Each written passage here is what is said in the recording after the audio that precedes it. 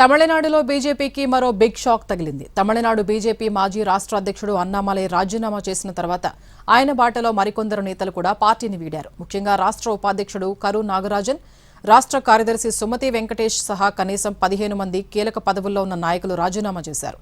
కరు Nagarajan 2016లో Mylapore assembly నియోజకవర్గం నుంచి 2017లో RK Nagar ఉప ఎన్నికలో పోటీ చేశారు. అయితే 2 సార్లు ఘోర పరాజయం పాలయ్యారు. ఆ ఎన్నికల్లో ఏఐఎంకే అధినేత టీటీవీ దినకరన్ విజయం సాధించారు. తాము అన్నామలై బాటలో ముందుకెళ్తామని ప్రకటించారు నేతలు.